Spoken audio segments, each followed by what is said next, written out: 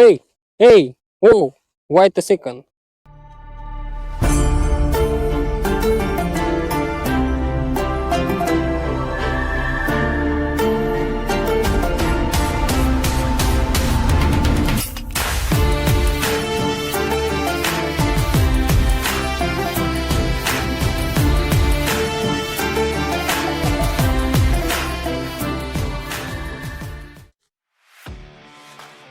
Dacă partida trecută colegul începător mi-a dat clasă, de data asta încep cu ceva mai scumpicel. Încercăm cu o gumiță de la Life Target, un slow pedal sinking.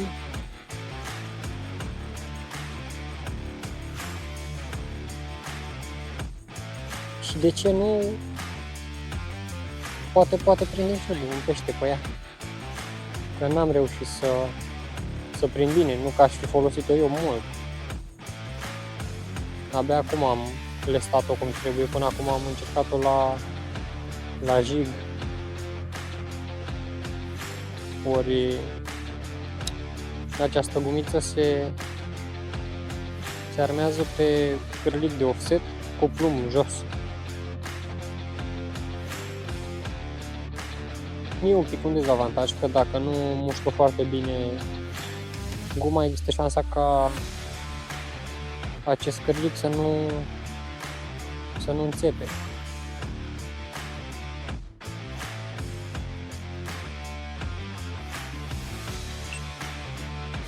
Basketball locația Madagascar. Să ne trecem un pic.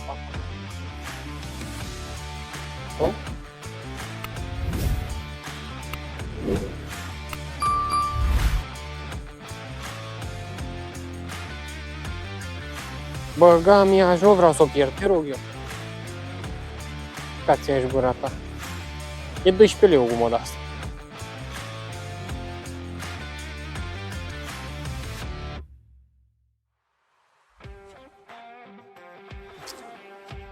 Pe guma asta n-am prins niciodată. Și acum mi s-a părut că am avut un sac.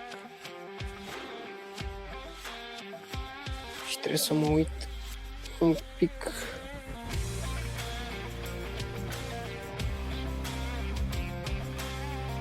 Apare, nu se vede nimic, dar un sac a fost. A fost iar, da, că a fost iar. Deci mai cum vedeți aici, Westin.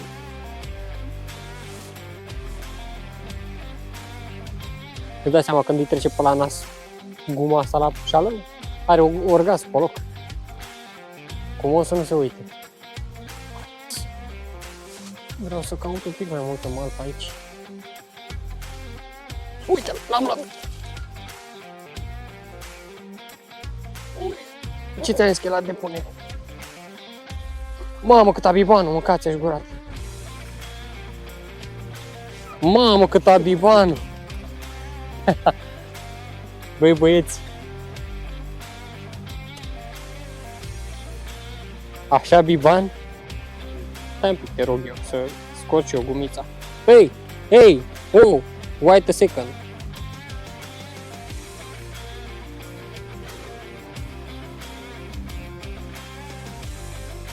Așa, biban. Întinde și tu, Rigla, că-s curios de... Și acum putem să spunem că facem o eliberare la un bibanel. Opa, am alunecat.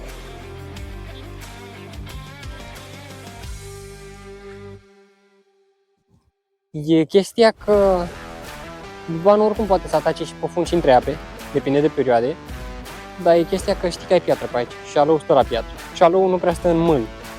Și alăul stă numai în locuri de-astea în care are substrat, are, humă, de toate. Dar cine stă să stea, să molineze încet, să joace guma pe deasupra substratului? Nu mi-ar. Eu sunt pescar de jig. Și știu că e șalou. Și prefer să pescuiesc la șalou acum, mai ales că bibanul încă n-a început să mănânce ouă. Salut! Pregătim un vlog. Adică vreau la bibanul. E agățătură mult.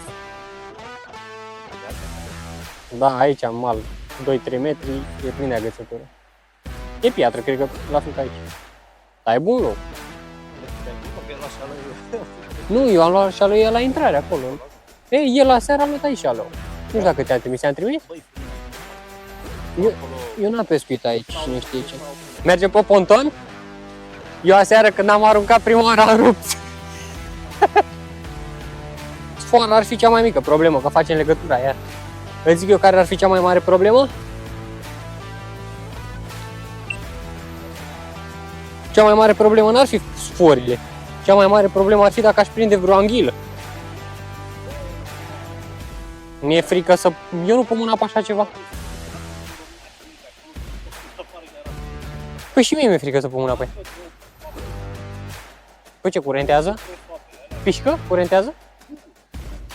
Păi și atunci de ce pui prosat? Păi aia zic. A prins tata un șalou mic, 20 de centimetri. Și a dat drumul în apă. Și un nene care pescuia la feeder zice: auzi, tinere, nu-i mai dat drumul, dă-mi mie că-l dau eu la pisică. Păi de ce gâtul mătii să-l dai la pisică, că pot să-i dau eu drumul să se facă mare la anul să aibă 40 de centimetri. Da, cam și eu de alea urât.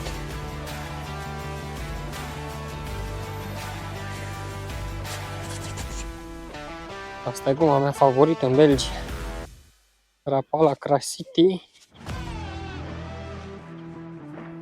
The Kickman. Uite-o cât loc era aici. Păi aici avem toți loc. Auzi?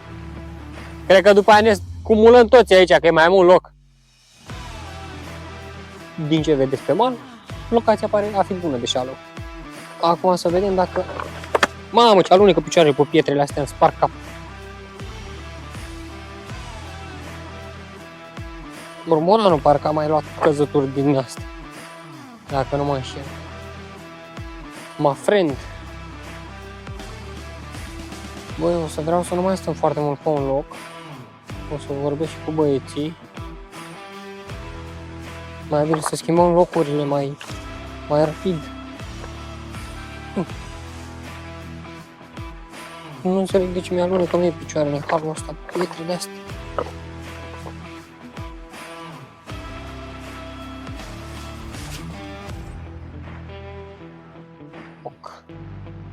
Așteptăm să ajungă pe substrat. Deci, cred că avem o oră de când n-am mai prins nimic. Am reușit să prind eu până să vină Gabi acel biban. După care s-a tăiat tot firul, filmul. N-am mai vrut să fraierez nimic. Cu toate că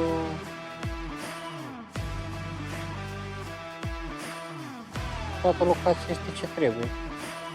Să vedem, poate reuși să ajunge pe malul celălalt. Malul celălalt îmi inspiră mai multă încredere, că pe aici vin oameni, pescuiesc.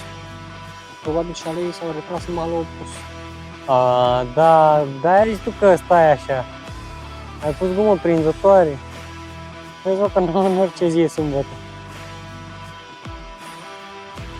Gata, m-a prins el într-o zi și acum vrea să prinde mereu.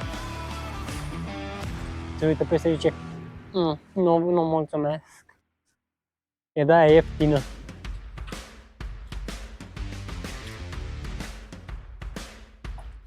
Mai jos. Hop, să-l lași.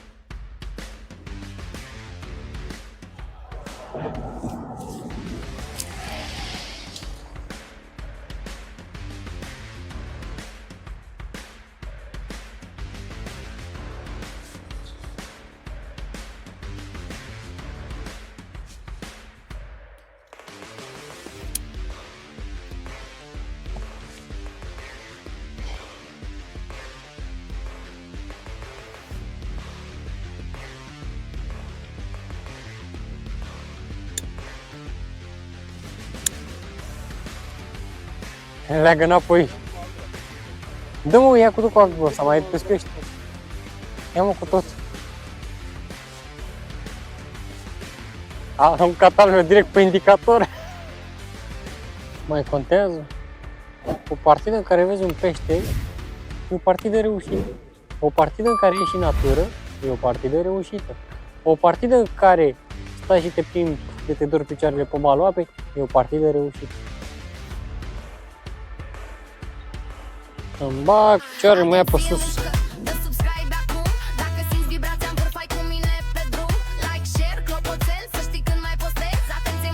Eu cu mașina aici. Te duceai BMW, Honda, la ce te duci?